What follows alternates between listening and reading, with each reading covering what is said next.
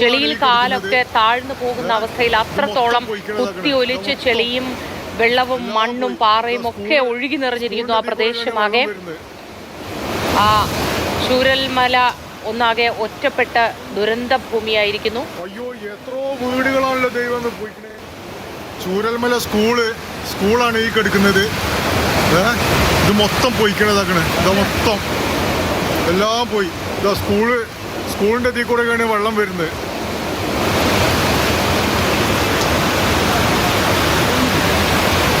അയ്യോ, എത്രയോ വീടുകളാണല്ലോ ദൈവം പോയിക്കണേ.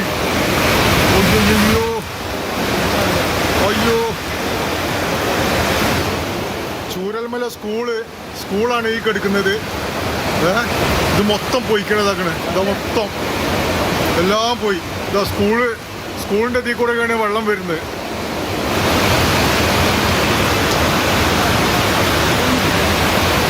അയ്യോ, എത്രയോ വീടുകളാണല്ലോ ദൈവം പോയിക്കണേ. അയ്യോ അയ്യോ. നമുക്ക് കമലിലേക്ക് തിരികെ പോവാം. കമൽ, ചൂരൽമല സ്കൂളിനെ കുറിച്ചൊക്കെ വാതോരാതെ പറഞ്ഞിരുന്നു കമൽ. അതിമനോഹരമായ സ്കൂൾ, അരികിലൂടെ വെള്ളാരം കല്ലുകൾ നിറഞ്ഞ പുഴയൊഴുകിയിരുന്ന ഒരു പ്രദേശം എന്നൊക്കെ നമ്മൾ വളരെ ആവേശത്തോടു കൂടി അല്ലെങ്കിൽ ഇഷ്ടത്തോടെയും കൗതുകത്തോടെയും ഒക്കെ വർണ്ണിച്ചിരുന്ന പ്രദേശം ഒന്നാകെ തകർന്നിരിക്കുന്ന കാഴ്ചയാണ് നമുക്ക് ദൃശ്യങ്ങളിൽ കാണാനാവുന്നത്. പറയൂ കമൽ, എന്താണ് ഏറ്റവും പുതിയ വിവരങ്ങൾ? മോത്തി, പുതിയ വിവരം എന്ന് പറയുന്നത് മുണ്ടക്കൈ യഥാർത്ഥത്തിൽ ഈ ദുരന്തം നടന്ന മുണ്ടക്കൈയിലേക്ക് നമുക്ക് ഇപ്പോഴും ആക്സസ് ഇല്ല. അതുകൊണ്ട് അവിടേക്ക് പോയ NDRF സംഘത്തിന് അവിടെ എത്താൻ കഴിഞ്ഞോ, എന്താണ് അവർ നൽകുന്ന വിവരം എന്ന് നമുക്ക് ഇപ്പോഴും അത് ഒരു അപ്ഡേഷൻ ലഭ്യമല്ല. ഇപ്പോൾ നമ്മൾ നിൽക്കുന്ന ചൂരൽമലയിൽ രക്ഷാപ്രവർത്തനം വളരെ സജീവമായി മുന്നോട്ട് പോവുകയാണ്. ഈ വെള്ളാർമല സ്കൂളിന് സമീപത്ത് നിന്ന് ഇതിനോടകം തന്നെ 4 മൃതദേഹങ്ങൾ കണ്ടെടുത്തു.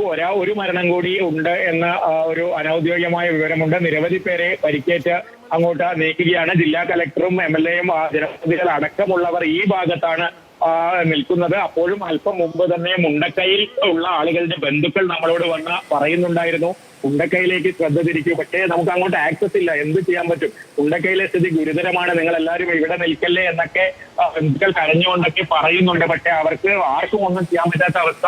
NDRF അവിടെ എത്തിയോ എന്താണെന്ന് നമുക്ക് അറിയില്ല. കാരണം ഈ പുഴ ഇത്തരത്തിൽ ഇങ്ങനെ ഇത്രയും വീതി വളരെ ഭയാനകമായ രീതിയിൽ ഒഴുകിക്കൊണ്ടിരിക്കുകയാണ്. അതിനപ്പുറത്തേക്ക് ആകെ കുറച്ചു പേർക്ക് മാത്രം, NDRFന്റെ സംഘം ഉൾപ്പെടെ കുറച്ചു പേർക്ക് മാത്രമാണ് പോകാൻ കഴിഞ്ഞത്. അതുകൊണ്ട് തന്നെ ഈ മുണ്ടക്കൈയിൽ നിന്നുള്ള വിവരങ്ങൾ എന്ത് എന്നത് സംബന്ധിച്ച് നമുക്ക് ഇപ്പോഴും ഒരു വിവരം നൽകുന്നില്ല. അതാണ് ആശങ്ക ഉയർത്തുന്നത്.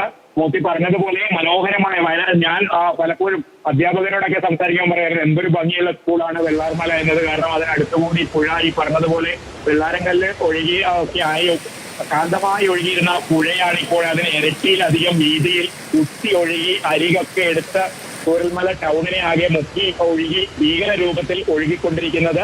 അത്രയും വലിയ ഒരു പൊട്ടലാണ് മുണ്ടക്കൈ ഭാഗത്ത് ഉണ്ടായിരിക്കുന്നതെന്ന് ഈ പുഴയുടെ ദൃശ്യത്തിൽ നിന്ന് തന്നെ വ്യക്തമാണ്. അത്രയും വലിയ ഒഴുക്കാണ്. അതായത് രാത്രി 1 മണിക്കും 4 മണിക്കും ഇടയ്ക്ക് 2 or 3 തവണ ഉരുൾപൊട്ടി എന്നാണ് നമുക്ക് ഇതുവരെ ലഭ്യമായ വിവരം. അപ്പോൾ ആ 3 പൊട്ടലും എത്രത്തോളം ഉണ്ട് എന്ന് നമുക്ക് ഈ പുഴ കണ്ടാൽ അറിയാം. കാരണം അതിന്റെ ഒരു ഇഫക്റ്റാണ് ഈ ചൂരൽമലയിൽ ഉണ്ടായിരിക്കുന്നത്. അവിടെ ഉണ്ടായ ദുരന്തത്തിന്റെ ഒരു സെക്കൻഡ് സ്റ്റേജ് ചൂരൽമലയിൽ ഇത്രയും ഭീകരമായ രീതിയിൽ അടിക്കണമെങ്കിൽ അവിടെ എത്രത്തോളം അത് ദുരന്തമുണ്ടാക്കിയിരിക്കും എന്നുള്ള ആശങ്കയാണ് നമുക്ക് ഉള്ളത്. കാരണം ചൂരൽമലയിലേക്ക് വന്നത് അവിടെ നിന്ന് പൊട്ടി ഒഴുകിയ പാറക്കല്ലുകളും വേസ്റ്റും ആ വെള്ളവുമാണ്. അത് ചൂരൽമല ടൗണിന്റെ ഈ വെള്ളാർമല സ്കൂളിന്റെ ഭാഗമൊക്കെ ആ ഒരു നിലത്ത് ഒരു അരപ്പൊക്കത്തിൽ അല്ലെങ്കിൽ ഒരാൾ പൊക്കത്തിൽ തുടച്ചു നീക്കുന്ന രീതിയിൽ വെള്ളം പോയിരിക്കുന്നു. ചൂരൽമല ടൗണിൽ ഇന്നലെ വൈകിട്ട് 4 മണിക്ക് ഞങ്ങൾ ചൂരൽമല ടൗണിൽ ഉണ്ടായിരുന്നതാണ്. നമ്മൾ മുണ്ടക്കൈയിൽ നിന്ന് പകർത്തിയ ദൃശ്യങ്ങളൊക്കെ റേഞ്ച് കിട്ടാനായി ചൂരൽമല വന്നൊരു ചായക്കടയിൽ ഇരുന്ന് അയച്ചതാണ്. ഒരു 3 മണി 4 മണി സമയത്ത് ആ ടൗൺ ഇന്ന് ഒരു അതിന്റെ എന്താ പറയാ മറ്റൊരു അവസ്ഥയിലേക്ക് മാറിയിരിക്കുന്നു. കടകളിലൊക്കെ ചെളി കയറി വാഹനങ്ങളൊക്കെ തലകുത്തി മറിഞ്ഞും ചെളിയിൽ പുതഞ്ഞും ഒക്കെ നിൽക്കുന്നു. ആ ഒരു വിദേശ പൗരന്റെ അടക്കം മൃതദേഹം കണ്ടെടുത്തു ചൂരൽമല പരിസരത്ത് നിന്ന് തന്നെ. അപ്പോൾ ഇവിടെ ആ സെക്കൻഡ് സ്റ്റേജ് മുണ്ടക്കൈയിലെ ഉരുൾപൊട്ടലിന്റെ ഒരു ശരി, കമലിലേക്ക് ഞാൻ മടങ്ങി വരാം.